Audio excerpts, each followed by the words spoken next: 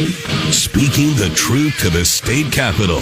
This is Drive Time Lincoln with the Commander, Jack Riggins, on the voice of Lincoln, 1499.3 KLIN. All right, folks, Tuesday, March 14th. Short show today due to Husker baseball. Going to have pregame at 5:30, so we got about 20 minutes together here.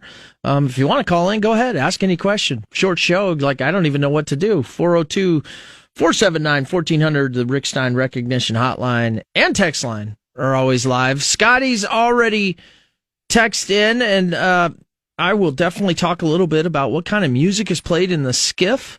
And he also wants to know what my favorite music is. Oh, boy. Going to have to get some filler before we answer that one. Folks, it's 52 out right now. Feels like 45. Wind is south, 17 miles an hour. So a couple of nice days. Today, tomorrow, supposed to be a high of 66. So spring's trying. It's trying so hard. But then again, when we get to the weekend, we're going to go down to 26. I'm your host, Jack Riggins. This is Drive Time Lincoln, restoring American values and bringing common sense to the capital city. Johnny Cadillac, standing at attention for whatever reason, is executive producing the show. Good job, Johnny. You didn't giggle in the opener, and I tried to monologue very long. I noticed. That was the time. Had you not compared it to standing at attention before, where now that was the only thing sinking through my head? And I realized I was locking my knees too much. That's the criticism I'm giving myself now. Yeah. If you lock them out for too long, you'll literally faint. Yeah. It happens at military ceremonies all the time. Somebody locks their knees out and, they can go down, right, left, forward, right on their face. It's one of those things where you laugh, but at the same time you feel really bad because literally it knocks out your blood flow and then people pass out. Yeah, no kidding. Yeah, you see it all the time. People have to stand at attention for a long time. There's tricks of the trade, as they like to say. Luckily, you only had me wait like 45 seconds or whatever it was. It wasn't too long. Don't lock your knees out. Yeah. Absolutely. All veterans, you know what I'm talking about there. That is not something anybody wants to see. Perusing today, I got... what in the heck has gone on in history on this day, March 14th? Might talk about that. I know it's Fox News, but I've had a lot of interesting thoughts where this headline, and I want you to realize, considers San Francisco considering $5 million in reparations per African American. What's noted there is that San Francisco never had slavery. That's just the headline. I looked at the article, but I've got some thoughts on that. It's just that leads the Fox News lead, and it probably should. I mean, who comes up with that stuff? As I've talked about a lot on this show, and it's been covered in other areas, one Senator Michaela Cavanaugh down here in Lincoln, out of Omaha, has promised to filibuster as long as she can to stop what she feels is conservative agenda pushing over several bills, most likely school choice, abortion, and trans rights, if you will. I'm sure there's a lot more to it. But I've said before, I give her credit for using the system to slow down governance. I do give her credit for that. It's brilliant politicking. That's what it is. You have to remember it's a game. Now, at the same time, it won't work. The priority bills that the conservatives want to get through are going to get through. And of course, that's exactly why she's doing this, kind of a not really surrender the flag, but go down dying, if you will. And I don't know what day she's on, but, her quotes are really awesome, actually. If people don't want to take responsibility for their role in the body and their positions of leadership, if they want to put it squarely on my shoulders, that's fine. I'm not going to stop doing what I'm doing. We will just pass fewer bills. Well, to that part, fewer bills, I clap. I absolutely clap. She says she expects about 55 to get passed. She's fine if it's just the budget. I got to be honest, I rarely agree with the Democrat, but I'm fine with that. Just pass the budget. 55 bills, that seems like plenty for me. I don't know about you, but, I'm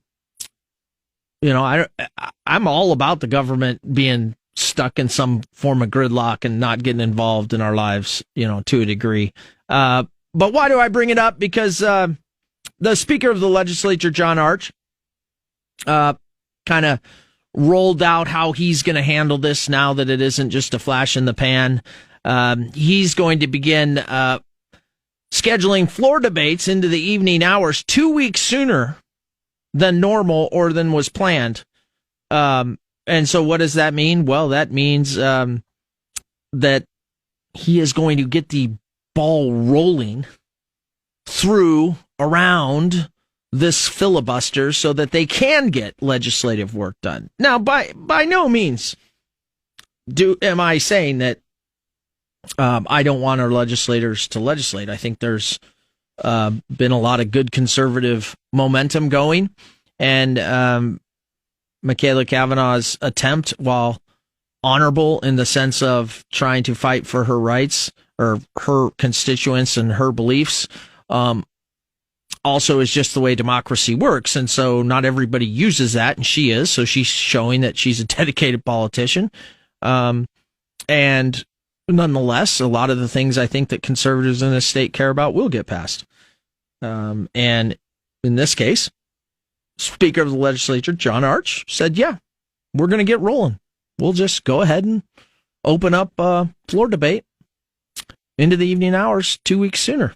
And our legislature will start getting its work done, and bills will get passed, and we'll all move on. And I applaud him for that. Applaud him for getting the ball rolling. I think that's good. The other thing that stuck out in this short show, again, we've got Husker baseball at Omaha, or maybe it's here. I don't even know. Pregame will start at 5:30, so we'll be short here on DTL today, and you guys can all enjoy Husker baseball. And then Wednesday, we should have a normal whatever Wednesday, and then mayoral candidate Suzanne Geis is supposed to be on Thursday, all-day show. 45-minute on Wednesday, whatever Wednesday. Yep. Mark Vail will be in. Yep. And then there's no show Friday, folks. So we've got almost like a vacation week here on Drive Time Lincoln. While we were talking about Husker baseball, the story last week did catch my eye. Just UNL and Chancellor Green and everyone trying to figure out, how to solve the $23.2 million budget shortfall.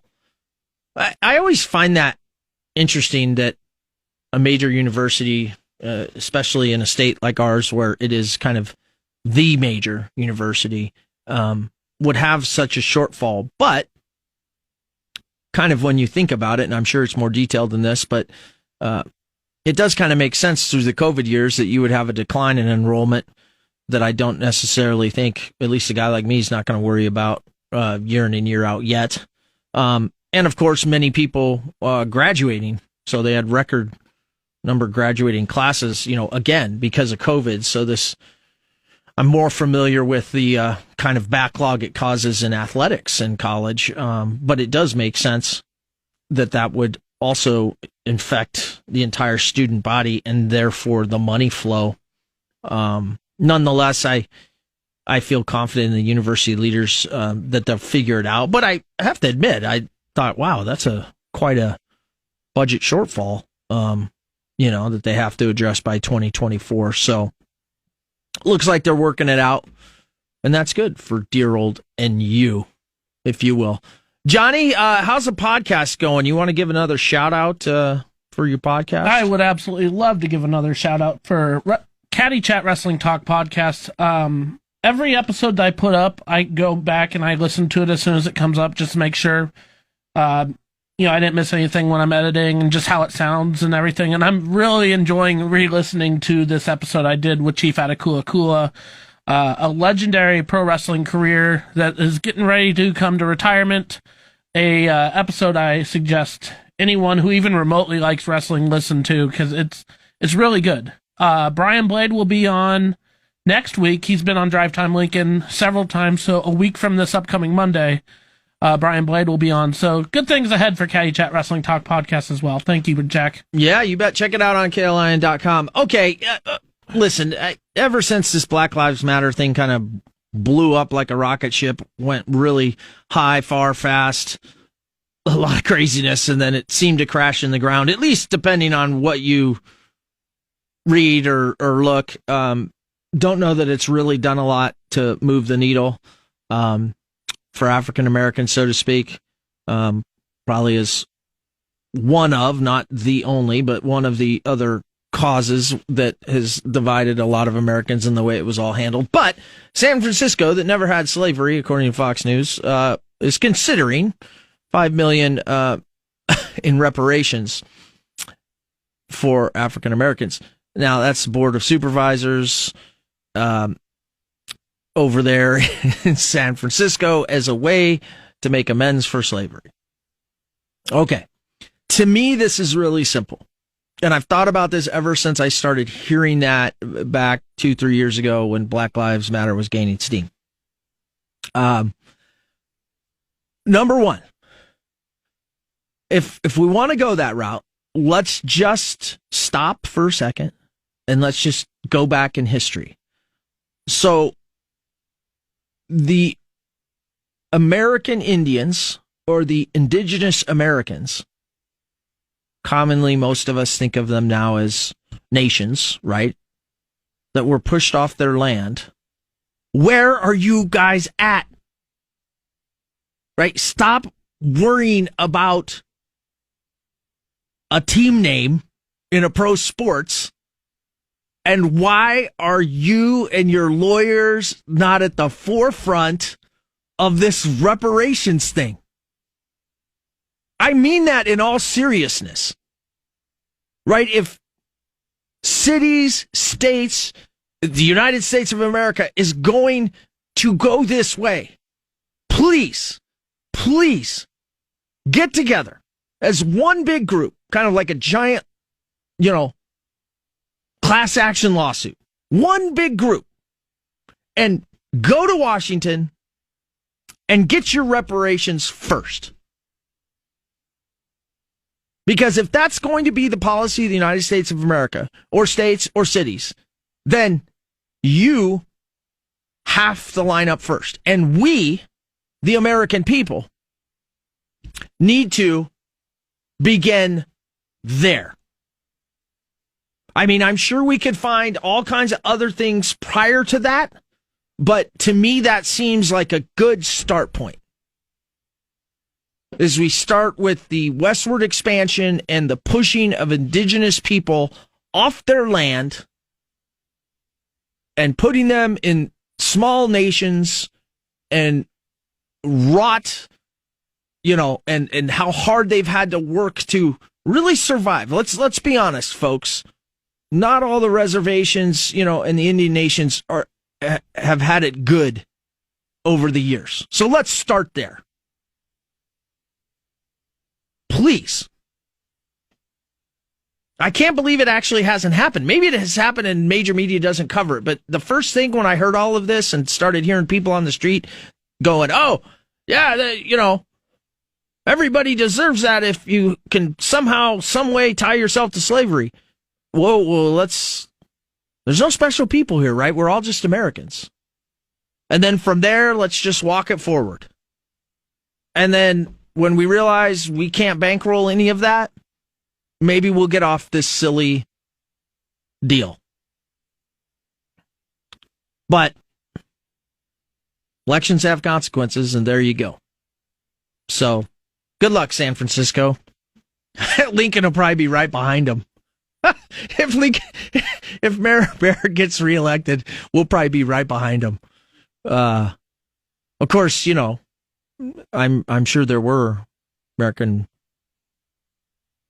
Indians, indigenous Americans, whatever we want to call them, out west, but certainly around here in Lincoln, Nebraska, they would have a great claim. And it should hold up, right? It should hold up. If one group is going to do that, then it should hold up for all groups. So simple thoughts on that. Scott on the text line. Okay. I mentioned yesterday something about a SCIF, secret compartmentalized information facility. Again, folks, just think of it like where military intelligence, politicians, anybody that has classified intelligence of the United States of America goes to work on it, use it, put it in a burn bag, shred it, dispose of it properly, not carry it out. So it's kind of like walking into your bank and you have the tellers. That's great. You've already went through maybe a security checkpoint at the gate to come into the bank. You go to the teller. You say, hey, I want to go back in the SCIF. They badge you up again, or you have a badge. Let's say now you go into the bank vault, and in that bank vault, they close the door behind you. There are other programs the United States runs that then could be a SCIF within a SCIF. And so most of your intelligence organizations, STRATCOM, most military bases have these type facilities. When you're in there, though, especially if you're going to talk about some super secret squirrel stuff, oftentimes you have some white noise or you play music. And that's what I had mentioned. And what I had said to Scott was, he asked, what kind of music? And I said, well, in different SCIFs, it's a different size. But let's say there's 4 folks working in there. Well, if I want to listen to my music, it's eventually going to drive, Johnny nuts. So, I'm going to have to give up, some time and let Johnny play his music. And you just kind of bounce around in typical office politics to keep everybody sane.